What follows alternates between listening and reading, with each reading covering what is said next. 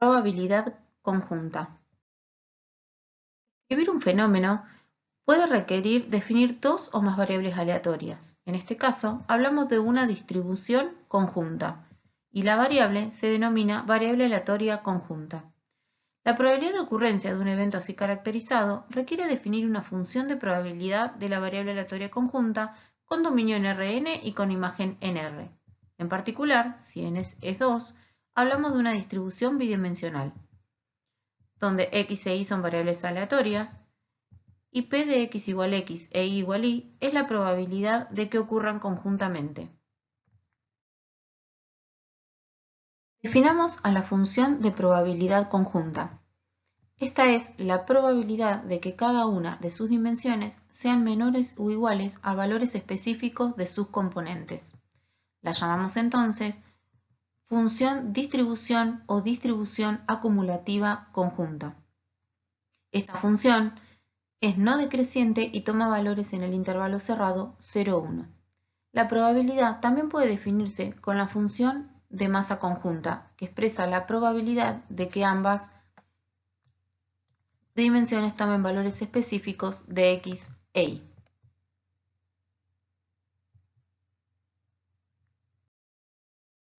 Veamos un ejemplo. Tenemos un experimento aleatorio que es arrojar dos dados, cuyo espacio muestral tiene 36 elementos igualmente probables. Por ejemplo, el punto muestral 3, 3 indica que en el primer dado arrojado salió un 3 y en el segundo también. Y el punto muestral 4, 1 indica que en el primer dado salió 4 y en el segundo 1. De esta manera, cada uno de los 36 puntos de S se componen de dos números, x e y. Definamos entonces las variables aleatorias x e y. X será la suma de los dos dados e y el valor absoluto de la diferencia de los dos dados. Entonces, el punto muestral 3, 3 y el punto muestral 4, 1 pueden definirse de la siguiente manera. X será 6 para el punto 3, 3 y será 5 para el punto 4, 1. Ahora, la variable y tomará el valor 0 en el punto muestral 3, 3 y el valor 3 en el punto muestral 4, 1. X entonces es una variable que toma valores entre 2 y 12, es decir, que 2 es la mínima suma que podemos obtener y 12 la máxima. E y toma valores entre 0 y 5, es decir, la mínima diferencia que podemos obtener entre los dados y la máxima. Veamos ahora cómo calcular la probabilidad de una variable aleatoria conjunta. Consideremos el ejemplo anterior, cuyo espacio muestral tiene, como dijimos, 36 elementos, y construyamos una tabla de probabilidades. Esta será una tabla de doble entrada en la que en una de ellas ubicaremos los valores que toma una de las variables, en este caso x, que es la suma de los dos dados, y en la otra de las entradas los valores que toma la otra variable, en este caso y, el valor absoluto de la diferencia de los dos dados. Ahora bien, ¿cómo podemos calcular las probabilidades que se encuentran al interior de la tabla? Como es una distribución conjunta de probabilidades, por ejemplo, calcularemos la probabilidad de que x sea 9 e y sea 1. Esto significa la probabilidad de que la suma de los dados sea 9 y la diferencia sea 1 en valor absoluto, y obtenemos de esta manera que es 2 sobre 36, es decir, que 2 de los 36 elementos del espacio muestral cumplen con que la suma sea 9 y la diferencia en valor absoluto sea 1. De la misma manera se pueden obtener cada una de las probabilidades que se incluyen en la tabla. Ahora bien, observamos que en la última fila de la tabla obtenemos ciertas probabilidades que corresponden a la probabilidad de que y sea 0 considerando todos los valores de x, lo mismo para cada uno de los valores de y. Esta se llama distribución marginal de y. Y en la última columna de la tabla ubicamos a la distribución marginal de x, es decir, la probabilidad de que x sea 2, por ejemplo, teniendo en cuenta todos los valores de y. Entonces las obtenemos sumando todos los valores de la fila, en el caso de la distribución marginal de x, y en la de y todos los valores que se van obteniendo en la columna. Definamos las funciones marginales. Para cada dimensión de la variable aleatoria, conjunta se definen funciones marginales de masa o de probabilidad. Son las que se obtienen de los márgenes de la tabla que vimos anteriormente. La distribución marginal de X es la probabilidad de que X tome todos sus valores para todos los valores de Y. Y la distribución marginal de Y será la probabilidad de que Y tome todos sus valores para todos los valores de X. Puede presentarse entonces una variable condicionada. La función distribución de una variable condicionada es una distribución condicional, que se define como la probabilidad conjunta sobre la probabilidad marginal correspondiente a la condición.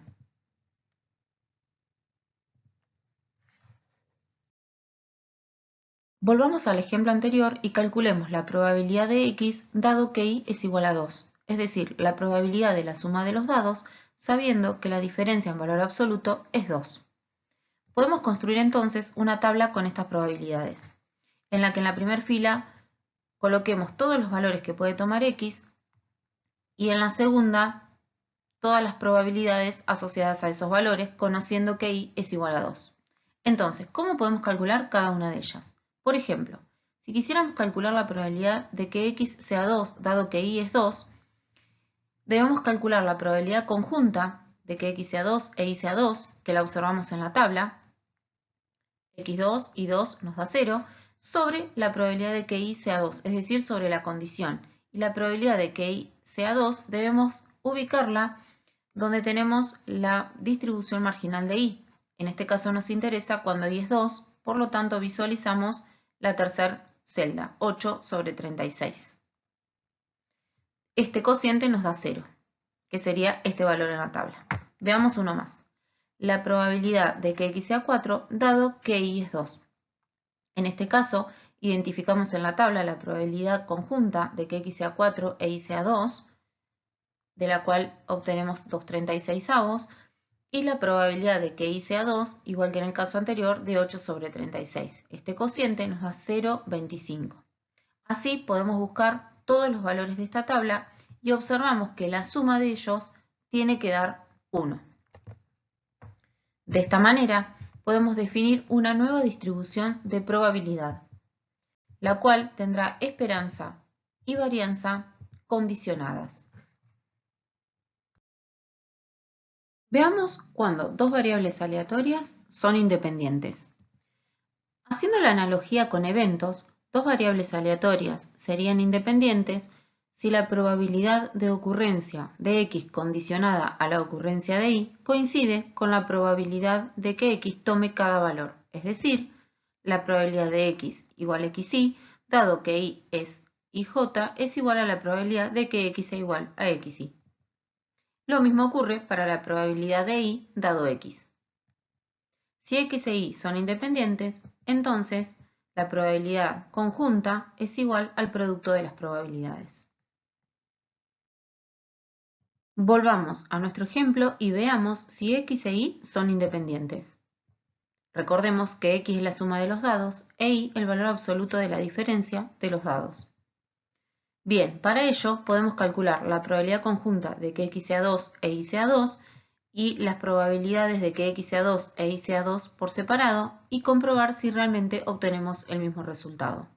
La probabilidad conjunta obtenida es 0, pero el producto de las probabilidades es distinto de 0. Por lo tanto, nuestras variables no son independientes.